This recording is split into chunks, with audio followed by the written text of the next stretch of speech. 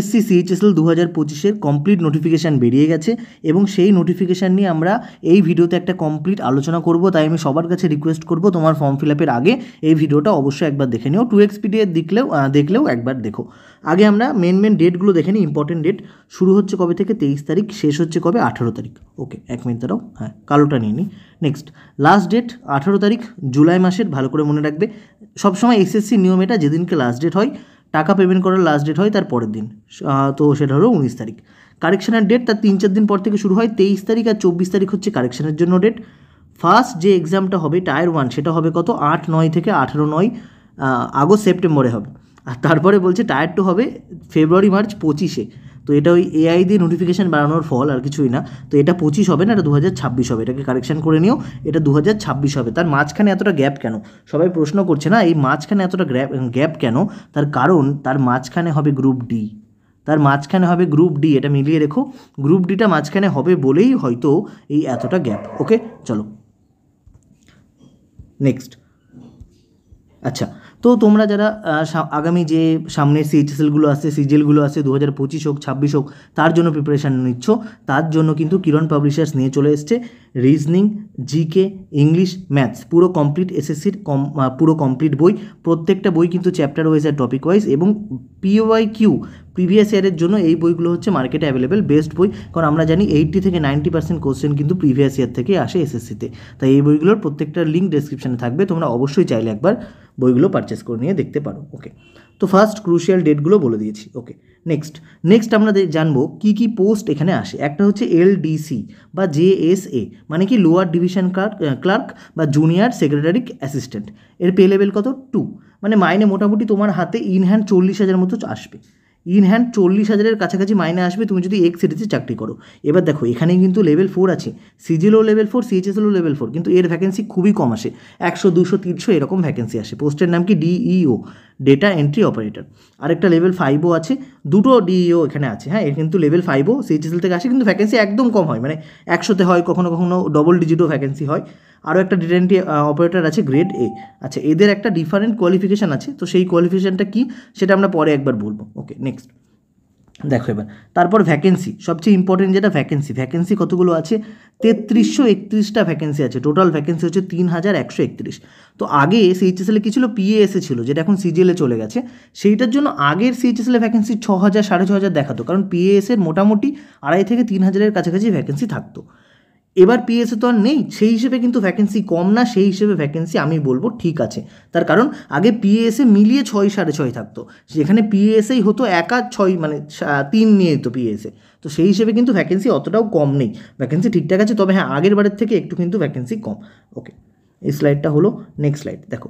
BRO এই পোস্টের জন্য শুধুমাত্র মেল ক্যান্ডিডেটটাই হবে, ফিমেল কিন্তু এখানে নেবে না, এটা বলে দেওয়া আছে। এটা তোমরা এটা হয়তো সিজিএলও বলে দেওয়া ছিল। ওকে, এজ কবে থেকে দেখা হবে? এজ দেখা হবে 1/1/2026 থেকে। এজ দেখা হবে 1/1/2026 থেকে। এবার তোমরা যদি ডিটেলে বলো যে কোন এজ থেকে কোন এজের মধ্যে পড়লে আমি বুঝতে পারবো, সেটাও আমি আলোচনা করছি। তার আগে দেখো, ম্যাথ আর রিজনিং অনলাইন আর অফলাইন দুটোতেই তুমি যদি পড়তে চাও, তাহলে এই নাম্বারে অবশ্যই হোয়াটসঅ্যাপ করে নিও, বা তোমার গাইডেন্স সংক্রান্ত কোনো দরকার বা গাইডেন্স যে ব্যাচ, সেইগুলো তুমি যদি এনরোল করতে চাও, অবশ্যই এই নাম্বারে তুমি হোয়াটসঅ্যাপ করে আমার সঙ্গে কথা বলতে পারো। ওকে, নেক্সট পয়েন্টটাই। এবার এই এজ, তো এজের কি আছে সেটা দেখো। একদম আমাদের ডেটটা তো বলছে 1/1/2026, কিন্তু একদম স্পষ্ট ভাষায় যদি বলে, তাহলে ক্যান্ডিডেটস যারা 2/1/2019-এর আগে জন্মায়নি আর যারা 1/1/2008-এর পরে জন্মায়নি, তারা পরীক্ষা দিতে পারবে। কি বললাম, বোঝা গেল? যারা 1999-এর আগে জন্মায়নি, সেখান থেকে, মানে তুমি যদি 2/1/1999 থেকে জন্মাও, তাহলে তুমি পরীক্ষা দিতে পারবে। আর তুমি যদি 1/1/2008-এ জন্মাও, তাও তুমি পরীক্ষা দিতে পারবে। তার মানে তুমি যদি 2রা জানুয়ারি জন্মাও 1999, তুমি আর সিএইচএসএল দিতে পারবে না। তুমি যদি 1 জানুয়ারি 2008-এ জন্মাও, দিতে পারবে। 2 জানুয়ারিতে জন্মালেও তুমি আর দিতে পারবে না। এটা কাদের জন্য? Only for UR candidate. এবার 1/1/2026 থেকে দেখছে, যেটা খুব বাজে ব্যাপার। তার কারণ দেখা উচিত ছিল অবশ্যই সিজিএলের মতো ওইটা থেকে, তার জন্য অনেকেই কিন্তু এইটা থেকে বাদ চলে যাবে। একইভাবে সিপিওতেও তাই হবে। এখানে তো 27 অবধি অ্যাপ্লাই করা যায়, সিপিওতে তো ইউআরের জন্য 25 থাকে, তো এটা ইউআর ক্যান্ডিডেটের জন্য খুবই বাজে ব্যাপার। আচ্ছা, আর একইভাবে যারা SC আছে তারা কী করবে? আমি যে ডেটটা দিয়েছি তার সঙ্গে তুমি 5 পিছিয়ে দেবে। যারা ওবিসি আছো 3 পিছিয়ে দেবে। তার মানে কি এখানে ইউআরে কি বললাম 2রা জানুয়ারি 1999, ওবিসি হলে 1996, এসসি হলে 1994, এইভাবে তুমি এটা ম্যানেজ করে নেবে। ওকে নেক্সট পরেরটাই কাস্ট সার্টিফিকেট। এখানে কাস্ট নিয়ে আমি কিচ্ছু বলবো না, এখানে শুধুমাত্র জেনে নেবে এই পরীক্ষার জন্য ক্রুশিয়াল ডেট কত, এই যে ফর্ম ফিল আপের লাস্ট ডেট, ক্রুশিয়াল ডেট কত 18 তারিখ, ব্যাস। ক্রুশিয়াল ডেট হচ্ছে 18/7/2026। এবার কাস্ট সার্টিফিকেট নিয়ে যা বৃত্তান্ত লাস্টের আগের ভিডিওটাই আমি হয়তো এখানে আই বাটনেও দিয়ে দেবো, এইখানে পুরো বলা আছে। এর বাইরে তোমাকে কাস্ট সার্টিফিকেট সংক্রান্ত অন্য কোনো ভিডিও দেখতে হবে না, অন্য কাউকে জিজ্ঞাসাও করতে হবে না। ওকে, শুধুমাত্র একটা জাস্ট এডিশন মানে এডিট হবে, স্টেট এসসি লাইফ টাইম। ওখানে আমি বলেছিলাম না মানে তুমি যদি সেন্ট্রাল এসসি বানাও সেটা লাইফ টাইম, কিন্তু অনেক জায়গায় ডিপার্টমেন্ট থেকে 1 বছরের পুরনো হলে নিচ্ছে না, বা এসডিও থেকে বলছে যে যেটা সেন্ট্রাল এসসি সেটাও নাকি 1 বছর পর পর রিনিউ করতে। তো তোমরা অবশ্যই একটু সেফ অ্যান্ড থাকার জন্য রিনিউ করে নিও, কিন্তু স্টেটেরটা মানে স্টেট এসসি যেটা তার ভ্যালিডিটি কিন্তু লাইফ টাইম। তো এই ভিডিওটা তোমরা একবার দেখে নিও, এটা ডেসক্রিপশানে থাকবে বা আই বাটনে থাকবে, তাহলে তোমার এই যে কাস্ট সংক্রান্ত কোনো ডাউট থাকবে না। ওকে, তাও বলে নিচ্ছি প্রত্যেকের 18/7/2026 আগে কিন্তু কাস্ট সার্টিফিকেট দরকার এবং সেন্ট্রাল ফরম্যাটে দরকার। শুধুমাত্র ইডব্লিউএসের ক্ষেত্রে ফিনান্সিয়াল ইয়ার মানে ইডব্লিউএসের ক্ষেত্রে ভ্যালিডিটি কবে 1 এপ্রিল 2025 থেকে 31 মার্চ 2026, তার মধ্যে ইডব্লিউএসের সার্টিফিকেট তোমাকে বার করতে হবে। আরেকটা ডাউট বারবার জিজ্ঞাসা করে, এসএসসিতে কোনো মানে সার্টিফিকেট আপলোড করতে হয় না, এসএসসিতে কোনো সার্টিফিকেট আপলোড করতে হয় না কেন, এটা তোমরা বারবার জিজ্ঞাসা করো, আমি বুঝে পাই না। এসএসসিতে কিন্তু কোনো সার্টিফিকেট আপলোড করা হয় না। আচ্ছা, এখানে কি বলা আছে, এখানে বলা আছে তোমার যে সার্টিফিকেট সেটা পুরোটাই দায়ী হচ্ছে ডিপার্টমেন্টের ওপর, ডিপার্টমেন্ট নির্ভর করবে তোমাকে নেওয়া হবে কি নেওয়া হবে না। তাই ডিপার্টমেন্টে তুমি যদি তোমার সার্টিফিকেটের যে ক্রাইটেরিয়া সেটা ফুলফিল না করতে পারো, সার্টিফিকেট না দেখতে পারো, তোমার ক্যান্ডিডেচার ক্যান্সেল করে দেওয়া হবে। ওকে নেক্সট পয়েন্টটা এবার দেখো, এবার 3টে পোস্টের জন্য ডিফারেন্ট এডুকেশন অ্যান্ড কোয়ালিফিকেশান আছে। এবার কোয়ালিফিকেশানগুলো মনে রাখতে হবে, তোমার 1/1/2026 মধ্যে কোয়ালিফিকেশান শেষ হয়ে যেতে পারে, মানে সরি 1/1/2026 মধ্যে কোয়ালিফিকেশান শেষ হয়ে যেতে পারে না।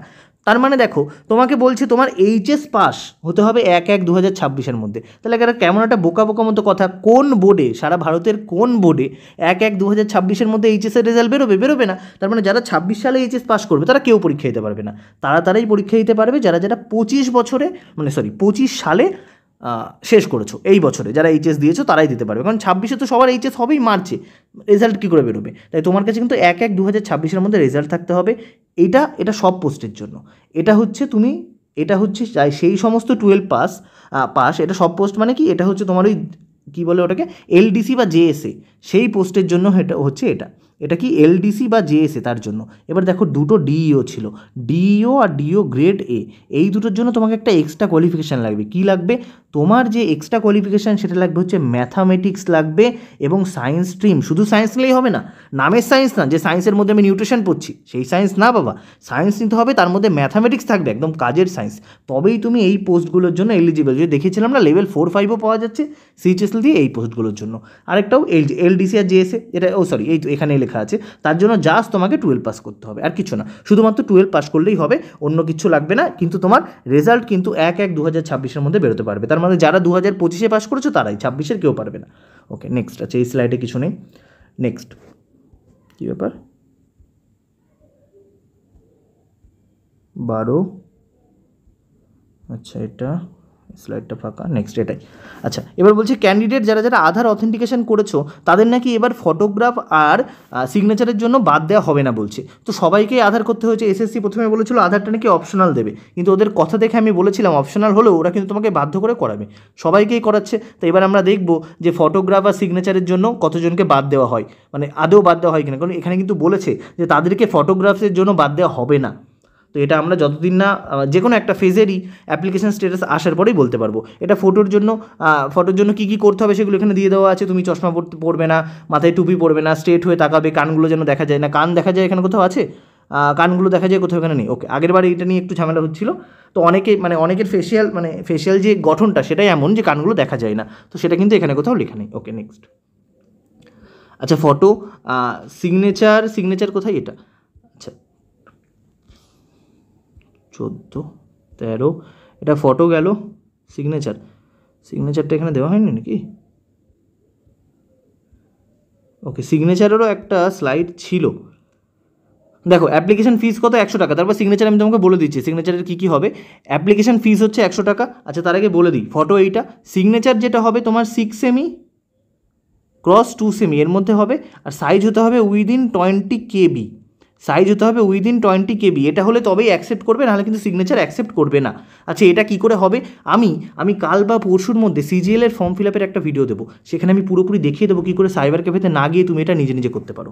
এখন কিন্তু লাইভ ফটো দিতে হয়, এখন সাইবার ক্যাফেতে যেতে হয় না, এটা তুমি অবশ্যই জানো ভালো করে। ওকে নেক্সট দেখো চলে আসো, অ্যাপ্লিকেশন ফিস 100 টাকা। ফেজের মতো বারবার ফর্ম ফিল আপ করতে হয় না, সমস্ত পোস্টের জন্য একবারই ফর্ম ফিল আপ, তাই জন্য তোমার শুধু 100 টাকায় লাগবে। মেয়েদের জন্য SC STদের জন্য কোনো ফর্ম ফিস নেই। আর অনলাইন ফিস কবের মধ্যে দিতে হবে, অনলাইন ফিস দিতে হবে 19 তারিখের মধ্যে। আচ্ছা নেক্সটটাই চলে আসি, কী বলছে দেখো, কারেকশান উইন্ডো, ওকে এটা তো হয়ে গেছে একবার কারেকশান উইন্ডো, এটা দরকার নেই। সিলেবাস কোথায় আছে, 20 আর 23 পেজে আছে। সিলেবাস আছে হচ্ছে 20 থেকে 23 পেজে নোটিফিকেশানের, এটা আর এখানে দেওয়া সম্ভব হলো না, অনেকটা বড় হয়ে যাচ্ছিলো। তো তুমি একবার নোটিফিকেশানটা দেখে নেবে, কোথায় পাবে, স্কোর বুস্টার টেলিগ্রাম চ্যানেলে গেলেই পেয়ে যাবে, বা বেঙ্গল কম্পিটিটিভ অ্যারেনা, তুমি এই দুটো চ্যানেলের গ্রুপের লিঙ্ক ডেসক্রিপশনে পাবে, নাহলে তুমি সার্চ করেও কিন্তু দেখতে পারো। ওকে নেক্সট এটাই আসি, এবার দেখে নাও এক্সাম প্যাটার্ন। প্রিলিমসে কী থাকবে, প্রিলিমসে থাকবে ইংলিশ, ম্যাথ, রিজনিং, জিকে, সব কটা 25 করে, 25 দুগুনি 50 নাম্বার, 1 ঘন্টা টাইম, তোমাকে 1 ঘন্টায় 100টা কোশ্চেন করতে হবে। নেগেটিভ মার্কস থাকবে, ইয়েস নেগেটিভ মার্কস থাকবে 0.25 করে। ওকে নেক্সট পয়েন্টটায় চলে আসি, মেন্সে কী থাকবে, মেন্সে প্রথমে তোমার 1 ঘন্টায় প্রথমে 30টা ম্যাথ রিজনিং করতে হবে, যে 1 ঘন্টা হয়ে যাবে ফট করে আবার একটা শুরু হয়ে যাবে, সেখানে 40টা রিজনিং 40টা ইংলিশ থাকবে, 20টা জিকে থাকবে, 60টা কোশ্চেন, টোটাল 120টা কোশ্চেন করবে তুমি 120 মিনিটে, টোটাল 120টা কোশ্চেন করবে 120 মিনিটে। তারপর তোমার আবার খুলে যাবে কম্পিউটার, সেখানে 15টা কোশ্চেন থাকবে, 15টা কোশ্চেনে কম্পিউটার হয়ে গেল, এর জন্য টাইম থাকবে 15 মিনিট। এরপর তোমার হবে হচ্ছে ডেসক্রিপশন, কী বলে ওটাকে, টেস্ট, ডিইও। এবার তোমার হবে হচ্ছে স্কিল টেস্ট, হ্যাঁ ডিইওর জন্য তোমার স্কিল টেস্ট হবে। স্কিল টেস্ট কিন্তু এখানে 3টে স্কিল টেস্ট আছে, প্রথমে একবার 15 মিনিট, আবার 15 মিনিট, আবার 10 মিনিট। সেগুলো কী কী আমি তোমাকে বলছি, জানবে প্রত্যেকটা প্রশ্নের জন্য মেন্সে মার্কস কিন্তু 3 করে, আর নেগেটিভ মার্কস কত, নেগেটিভ মার্কস হচ্ছে -1 করে। এবার দেখো টাইপিং দেখে নাও। আচ্ছা যারা টাইপিং জানো না কী করবে, এখনই কিন্তু টাইপিং শিখতে হবে, তুমি একবার প্রিলিমস পাস হয়ে গেলে টাইপিং শেখার অতটা টাইম হ্যাঁ এবার দিয়েছে, অন্যবার থাকে না। তো তুমি তখন পড়াশোনা করবে না টাইপিং শিখবে, তাই জন্য এখন থেকে শুরু করো। এই CHSL 35 word per minute typing চাইবে, সেই টাইপিংটা করার জন্য তোমার অন্তত 3 মাস টাইম দিতে হবে। টাইপিং কী করে শিখবে, টাইপিং বাড়িতে শিখতে পারবে যদি তোমার কাছে কিবোর্ড থাকে আর একটা কম্পিউটার থাকে। তো সেই জন্য তুমি এখানে গিয়ে সার্চ করবে এই চ্যানেলেই, ইউটিউবে learn free touch typing by score booster AB, তুমি একটা ভিডিও পেয়ে যাবে, পুরোনো ভিডিও 2 বছর, কিন্তু ওটা এখনও রেলিভেন্ট, ওখান থেকে দেখে তুমি পুরোপুরি টাইপিংটা শিখতে পারবে। ওকে আচ্ছা এবার টাইপিং দেখে নাও। সমস্ত পোস্টের জন্য তোমাকে যেটা করতে হবে 35 ওয়ার্ড পার মিনিট টাইপিং করতে হবে ইংলিশে। এবার যেটা ওই যে ডিইও ছিল গ্রেড A, তার জন্য একটু স্পেশাল আছে, তার জন্য কী করতে হবে, তার জন্য তোমার লাগবে 15,000 কি ডিপ্রেশন, কত মিনিটে, 15 মিনিটে। আর এটা কিন্তু CHSL যেটা, এটা বাকিগুলো হবে 10, বাকিগুলোতে হবে 10, বাকিগুলোতে হবে 1750 10 মিনিটের মধ্যে, আর এটাই হবে 15,000 15 মিনিটের জন্য। আর আরও একটা আছে যেখানে 8,000 কি ডিপ্রেশন করতে হবে 15 মিনিটের জন্য। তো এটা ভালো করে একবার পড়ে নিও, তুমি পুরোটা জেনে যাবে। ব্যাস তাহলে যা যা ডাউট ছিল সব এখানে ক্লিয়ার করে দিয়েছি, এর বাইরে আর কোনো ডাউট থাকার কথা না। ফর্ম ফিল আপের আগে একবার দেখে নিয়েছো মানে তুমি যা যা জানতে সব, মানে যা যা তোমার জানার দরকার ছিল জেনে নিয়েছো।